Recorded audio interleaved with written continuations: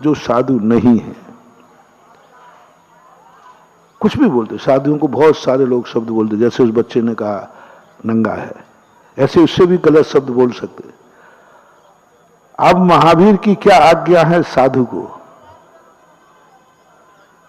और आपकी क्या राय है? हमारे पास तीनों शक्तियां हैं, मैं उसको निपटा भी सकता हूं। सुनना कान खोल के, कायर मत समझना। इतनी शक्ति है कि उसको ऐसा निपटाऊंगा कि कभी उठने लायक ही नहीं रहेगा,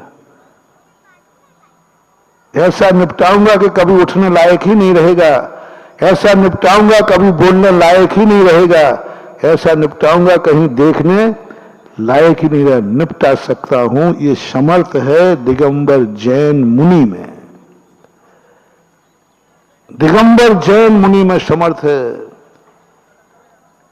असमर्थ मान करके दिगंबर मुनि को छेड़ मत देना, इनके पास तो क्या है, कुछ नहीं है, क्या कर लेंगे। यदि मुनिराज अपनी औकात भूल करके उतर जाए तो महानुभाव 12 योजन की द्वारका भस्म हो गई। और राजकुमार एक है, क्या करेगा ये, क्या करेगा? लो पत्थर मारते गए मारते गए मारते गए, आखिर सहनशीलता की सीमा होती। एक बार भी गुस्सा नहीं आया, एक बार भी साधु नहीं खोला। कितनी मैं दीपायन को यही सोचता हूं कि भावलिंगी संत थे, तद्भव भावलिंगी संत, रिद्धिधारी संत थे।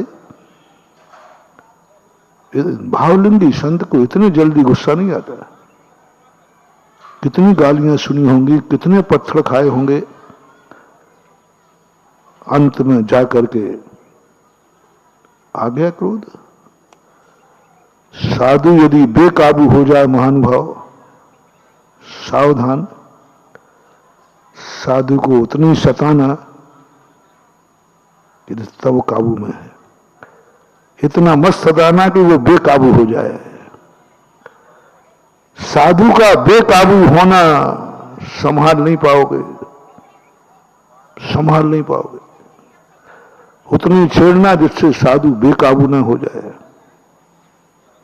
बड़े बड़े भावलिंगी संत भी बेकाबू हो जाते हैं।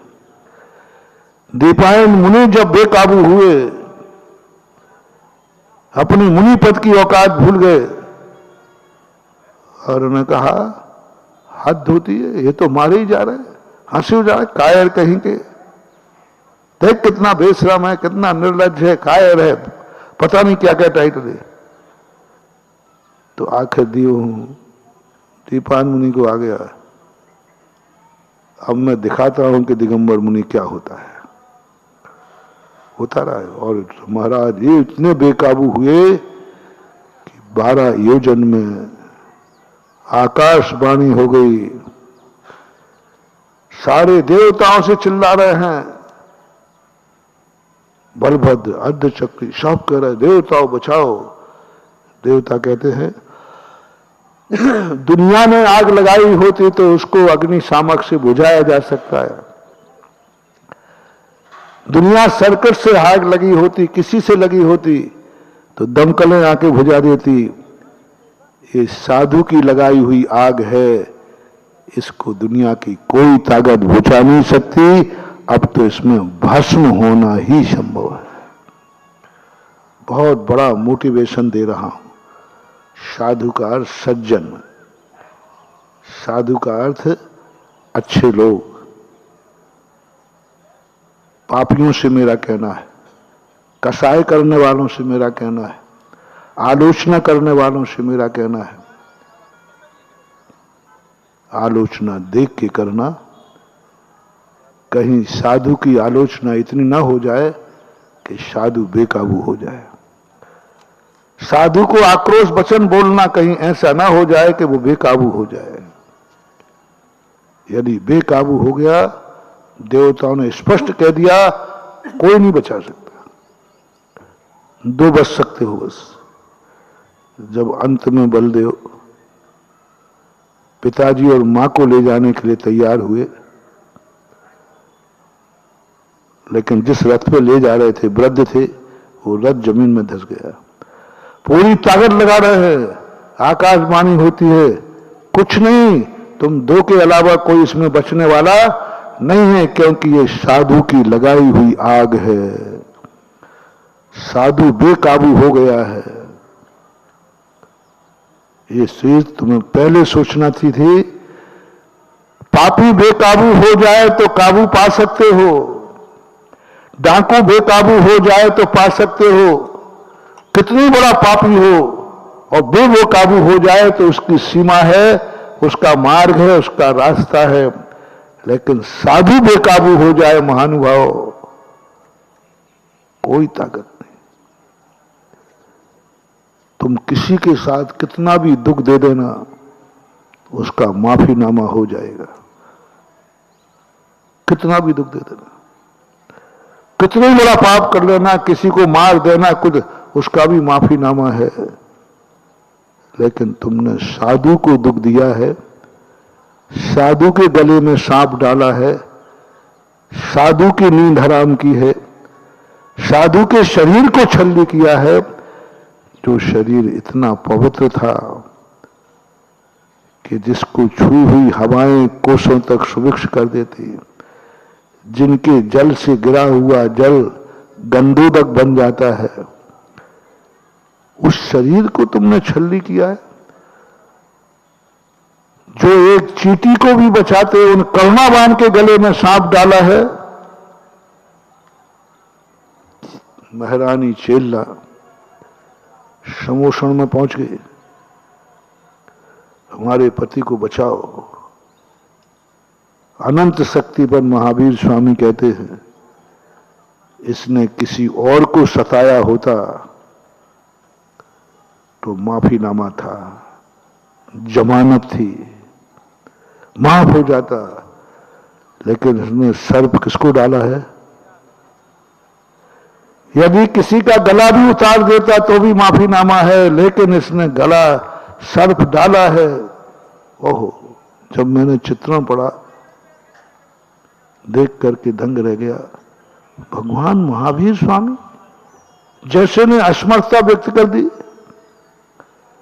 महावीर स्वामी जैसे ने असमर्थता व्यक्त कर दी, अनंत शक्ति संपन्न देवता बैठे वहां पर।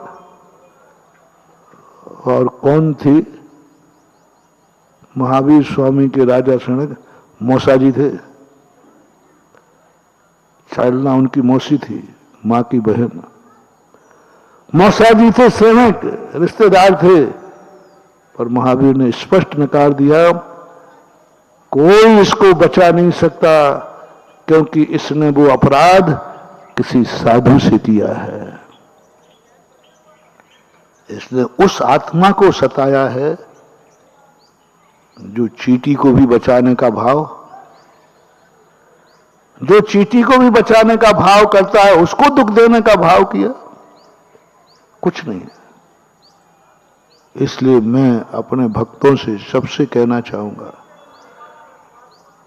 कोई भी पाप करना है तो ये देख लेना सामने वाला कौन है। मान लो हिंसा का भी भाव आ जाए तो देख लेना सामने वाला कौन है, कहीं सज्जन की हिंसा ना हो जाए, कहीं तुम्हारे बुरे भाव भी आ जाए तो सामने देख लेना कौन है। स्त्री पर बुरी नजर डालने से यदि दशहरा मैदान में पुतला जलता है तो बोलो संसार में कितने लोग हैं जिनकी नजर दूसरी स्त्रियों पर बुरी है? कमी है क्या? कितने लोगों की नजरें हैं जो पर स्त्री पर रहती हैं? कितने लोगों की नजर है, कितने लोग हैं जो पर स्त्री गामी हैं, पर उनके पुतले तो नहीं जल रहे, उनकी निंदा तो नहीं हो रही। संसार में सब जी रहे हैं, लेकिन रावण का पुतला क्यों? क्योंकि उसने किस पर रस्सी डाली है? जिसकी दृष्टि इतनी पवित्र है, इतनी पवित्र है कि अग्नि भी जिन्हें नहीं जला पाई, इतनी पवित्र है, इतनी पवित्र है, उसको तुमने अपवित्र। हो बुरी नजर वालों, हो बुरी नजर वालों, तुम्हारी नजर भी बुरी है तो किसी बुरे आदमी पर डालना, पवित्र आदमी को बुरी नजर से मत देखना। यदि तुम्हारी नारी पर बुरी नजर जाती है तो बुरी नारी पर बुरी नजर डाल लोगे तो शायद माफ हो जाएगा, लेकिन तुमने बुरी नजर किस पर डाली? समझ में आ रहा है कि नहीं? किसी पवित्र आत्मा पर नहीं, पवित्र नारी पर नहीं, धर्मात्मा नारी पर नहीं, सज्जन नारी पर नहीं, शीलवान पर नहीं, नहीं, बुरी नजर पर झुका लेना आंख।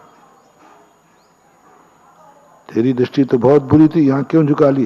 बोले नहीं, मैं पवित्र पे बुरी नजर नहीं डालता हूं।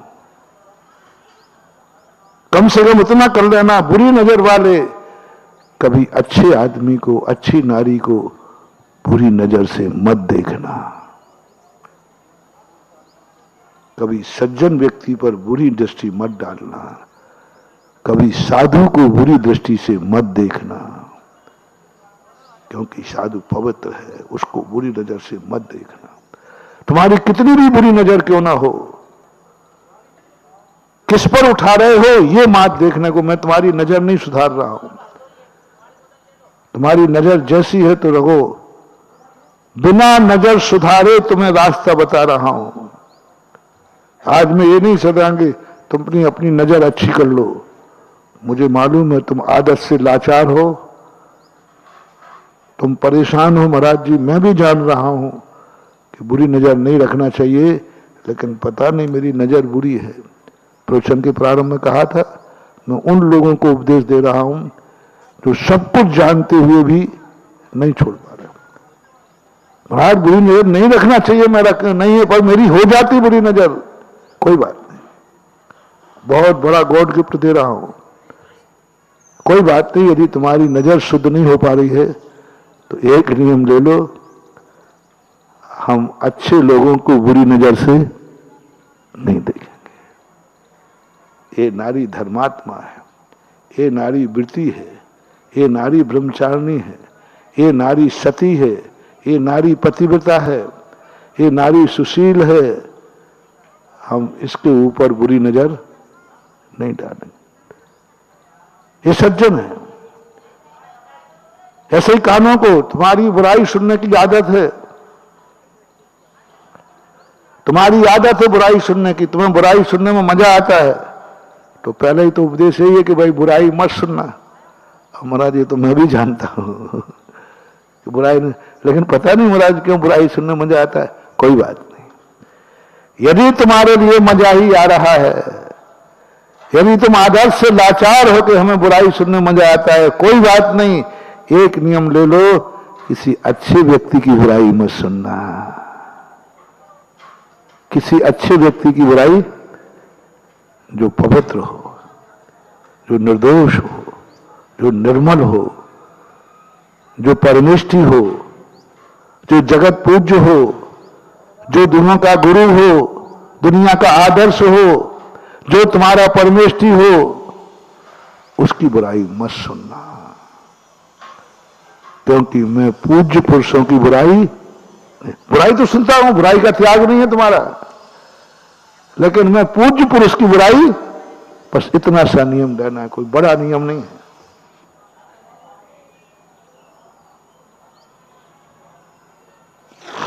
कोई तुम्हें साधु की बुराई सुनाए, कान बंद कर लेना, भैया देखो, किसी डाकू की बुराई सुनाना हो तो सुना दो, मेरा नियम है, मैं किसी साधु की बुराई नहीं सुनूंगा।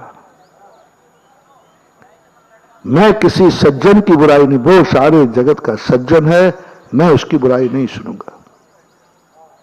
एक नियम यदि तुमने ले लिया, मैं नहीं सुनूंगा कह दिया, अरे थोड़ा सुनो तो, मैं नहीं सुनूंगा, साधु की बुराई नहीं सुन सकता।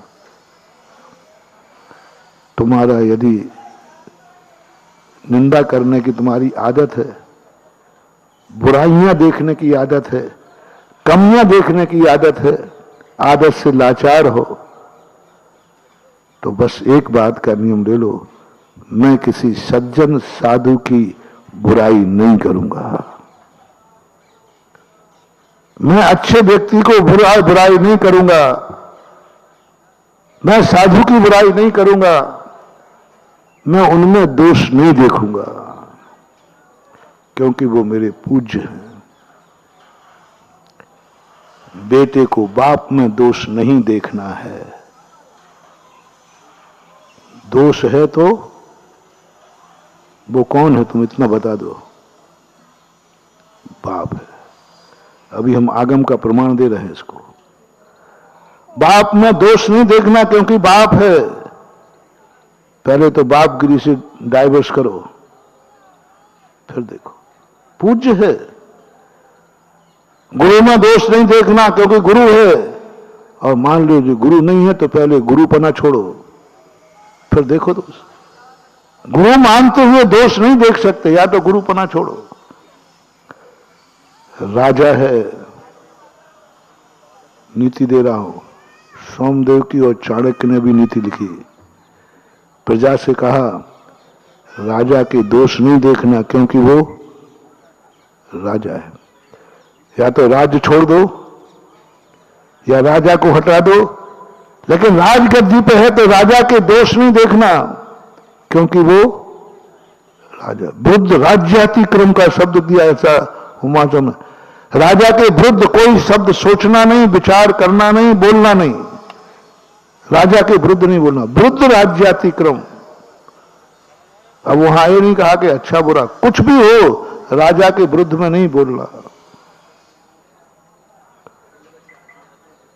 जब वनवास जाने लगे श्री राम, तब सीता को पहले यही समझाते हैं,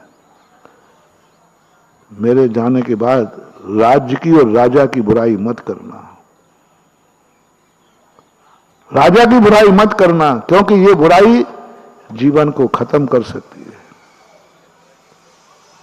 इसलिए ये करना। किसी के जाना, किसी को धोखा देना, तुम्हारी धोखा देने की आदत है, बस किसी पूज्य पुरुष को धोखा मत देना। यदि तुम्हें धोखा ही देते हो तो तुम मर्जी पर है। बस एक ध्यान रखना, जो मेरा पूज्य पुरुष है उनको धोखा नहीं दूंगा। मैं माँ बाप को धोखा नहीं दूंगा, मैं गुरु को धोखा नहीं दूंगा, मैं महापुरुषों को धोखा नहीं दूंगा। और धोखा तुम देते हो, कोई बात नहीं, मैं ठगूंगा नहीं, सबको ठग लूंगा, मेरे ठगने की आदत है। पर देख लेना, किसी सज्जन और साधु को मत ठगना, क्योंकि ये सज्जन है, ये साधु, उसको मत ठगना, बर्बाद हो जाओगे। ठगने वाला बर्बाद नहीं होता है, किसने ठगा है वो बर्बादी का कारण है। चोरी तुमने कहां की है? छोड़ के, हां कोई बात नहीं, चलेगा। चोरी तुमने कहां की है? सज्जन के घर में। खड़ग सिंह कांप गया। खड़ग सिंह जैसा खूंखार डाकू, खड़ग सिंह जैसा खूंखार डाकू, बाबा का जब घोड़ा चुराया, कांप गया, वो कांप गया। आज तक खड़ग सिंह जहां डांका डाला, ना तो कोई पकड़ पाई पुलिस और ना कभी माल जब्त करा पाया। लेकिन पहली घटना है कि डाकू खड़ग सिंह घोड़ा को लेके गया और बिना किसी दबाव प्रभाव के घोड़ा को वापस कर गया। वापस करने आया घोड़ा को, डाकू वापस करने आ जाए, अरे राम राम। घोड़ा वापस करने आया और स्वयं घोड़ा साधु की, जहां साधु के अस्तावल में बांध करके और रो करके गया, मैंने जिंदगी में कोई पाप किया है। देखो कितना बड़ा डाकू था, कभी उसको नहीं कहा कि मैं पापी हूं, कभी फीलिंग नहीं आई उसको पापी हूं। इतने डांके डाले उसने, कभी नहीं विचार आया कि मेरे से जिंदगी में बहुत बड़ा पाप हो रहा है। लेकिन उस दिन डाकू खड़क सिंह कहते हैं, मेरी जिंदगी में एक पाप हुआ है। अरे पापी कह रहा है एक पाप हुआ है, तू तो पापी है ही। बोले नहीं, मुझे आज तक कभी महसूस नहीं हुआ कि मैंने पाप किया है, लेकिन जिंदगी में एक बार मुझे महसूस हुआ मैंने बहुत पाप किया है, क्योंकि मैंने साधु की कुटिया से साधु को ठगा है, साधु के माल की चोरी की है। विचार करना, महावीर डाकू खड़क सिंह जैसा कहता है, क्या शिक्षा मिलती है हमें इससे। कभी डांका डालने का भाव आए तो कम से कम देखना किसी सज्जन के मत डालना। पसीने की कमाई जिसकी हो उसको मत चुराना। हो जेब कटो, सुनो रे जेब कटो, सुन रहे हो तो सुन लेना, जेब काटनी है